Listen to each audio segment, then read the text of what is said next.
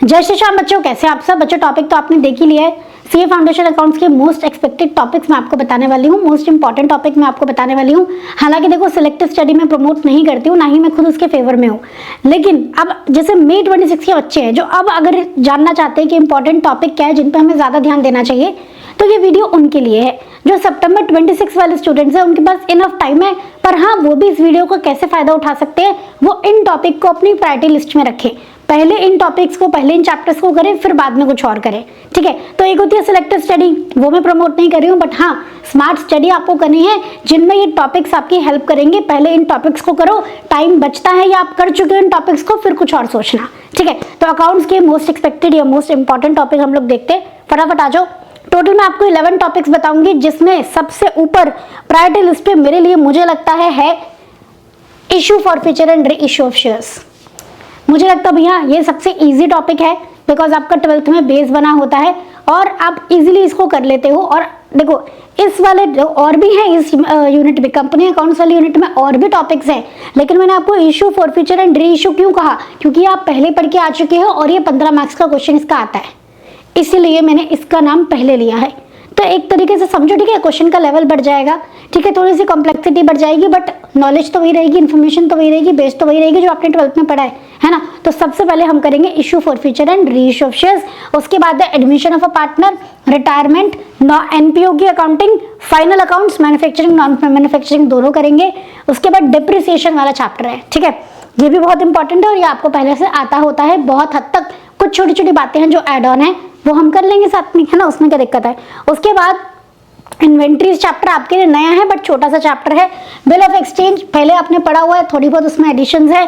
Bank reconciliation statement पहले पढ़ा हुआ है, ज्यादा कुछ एडिशन नहीं है, बस एंट्रीज ही थोड़ी सी टिपिकल हो जाती हैं।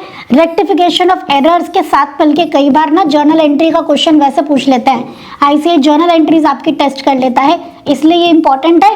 येट इजी है, थोड़ी सी कॉम्प्लिकेशन तो देखो आएंगे, बिल्कुल सेम 11th-12th वाला सिलेबस नहीं है, बट हाँ बेस वही है। इन चैप्टर्स में 90% जो आपके कॉमन चैप्टर्स है ना 11th-12th वाले, 90% सेम ही है। ठीक है, उसके बाद आ गया आपका 11th topic, redemption of debenture. इस बार मुझे लगता है रिडम्पशन ऑफ डिबेंचर में से क्वेश्चन आएगा। तो ये आपके जो हिट लिस्ट वाले टॉपिक्स है, इनको आप पहले करोगे, बाकी सब बाद में। अच्छा, जो आपको ट्रू फॉल्स आते हैं, जो थ्योरी आती है, वो भी इन्हीं चैप्टर में से आती है। तो ट्रू फॉल्स के लिए कुछ अलग से प्रिपेयर करना है, नहीं, प्रैक्टिस अलग से करनी है, बात सही है। बट अगर इन चैप्टर्स को अच्छे से, कॉन्सेप्ट को समझ लिया आपने, तो आपके ट्रू फॉल्स भी वहीं से निकल जाते हैं। ठीक है, कुछ ट्रू फॉल्स होते हैं जो आपके चैप्टर 1 में से आते हैं, थ्योरी वाले चैप्टर में से, उनको छोड़ के बाकी सारे ट्रू फॉल्स फिर आप कर पाओगे। तो अब आपको इन चैप्टर को करना है, लेकिन इन चैप्टर्स को कैसे करना है, इन्हें 360 डिग्री कवरेज के साथ करना है, इनमें से कुछ स्किप नहीं करना। ये मत बोलना कि डेप्रिसिएशन में से मैंने ये मेथड नहीं किया, इन्वेंट्री में से मैंने ये मेथड नहीं किया, ये नहीं चलेगा।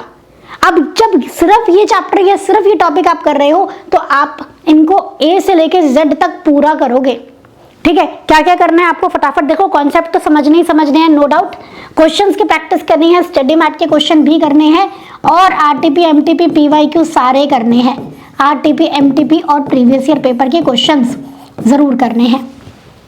अब अकाउंट्स में एक प्रॉब्लम है, आता तो बहुत कुछ है, पर पेपर में हम सब कुछ अटेम्प्ट नहीं कर पाते। तो बस इस चीज का ध्यान रखना, स्पीड या फिर टाइम मैनेजमेंट। ठीक है, आप जब क्वेश्चन सॉल्व करोगे तो टाइम नोट करना, और जैसे जैसे आप क्वेश्चंस को रिपीट मोड में सॉल्व करोगे, टाइम कम होता रहना चाहिए। आप उस क्वेश्चन में एक्सपर्ट तभी बनोगे जब आप मिनिमम टाइम में उस क्वेश्चन को कर पाओगे, और बेटा पेपर अकाउंट्स का तभी पूरा होगा जब आप टाइम को पहले से मैनेज करके चलोगे। अब मेरी बात सुनो, टाइम मैनेजमेंट क्या है इसके बारे में हम बात करेंगे। हम लाइव सेशंस लेके आ रहे हैं आप लोगों के लिए, जहां पे सबसे पहले मैं आपको इशू ऑफ शेयर्स वाला चैप्टर ही कराऊंगी, टॉपिक कराऊंगी, इशू, री issue and forfeiture of shares, यही करेंगे हम सबसे पहले। लेकिन अब टाइम मैनेजमेंट क्या होता है ये तो बताओ मैम। टाइम मैनेजमेंट के बारे में जब हम क्वेश्चंस करेंगे ना, तब मैं आपको बताऊंगी। तो हम लोग लाइव सेशंस आपके लिए लेके आ रहे हैं मंडे से, मंडे यानी कि 6 अप्रैल से, जहां पे जो मैंने आपको टॉपिक्स बताए हैं, जो प्रायोरिटी लिस्ट वाले टॉपिक है, वो मैं आपके साथ करने वाली हूँ। तो लाइव यूट्यूब सेशंस रहेंगे on this channel only, CA foundation grooming education, absolutely free of cost. ठीक है, ऑब्वियसली यूट्यूब पे लाइव है तो फ्री ऑफ कॉस्ट है आपके लिए, जहां पे हम लोग जो मैंने टॉपिक्स बताया ना हिट लिस्ट वाले, ये टॉपिक हम लोग डिस्कस करेंगे, कॉन्सेप्ट भी कराऊंगी और क्वेश्चंस भी कराऊंगी। अगर इनमें से कोई चैप्टर, इनमें से कोई टॉपिक आपने अभी तक किया भी नहीं है, वो भी आपका बढ़िया तरीके से प्रिपेयर हो जाएगा इन सेशंस में। ठीक है। तो बस आपको क्या करना है, सेशन को ज्वाइन करना है। वहीं पे मैं आपको टाइम मैनेजमेंट के बारे में भी बताऊंगी। जब मैं क्वेश्चन सॉल्व कराऊंगी तो मैं आपको बताऊंगी कि इसको जल्दी कैसे कर सकते हैं या इसको कितने टाइम में इस क्वेश्चन को कर लेना चाहिए आपको, ये सारी बातें हम लोग बताने वाले हैं। कितने मार्क्स का क्वेश्चन है तो कितने मिनट्स आपको उस पर देने चाहिए, सारी चीजें हम लोग डिस्कस करेंगे धीरे धीरे करके सेशंस में, ठीक है। तो चैप्टर वाइज हम लोग सेशन करेंगे जहां हम कॉन्सेप्ट समझेंगे और क्वेश्चंस भी समझेंगे।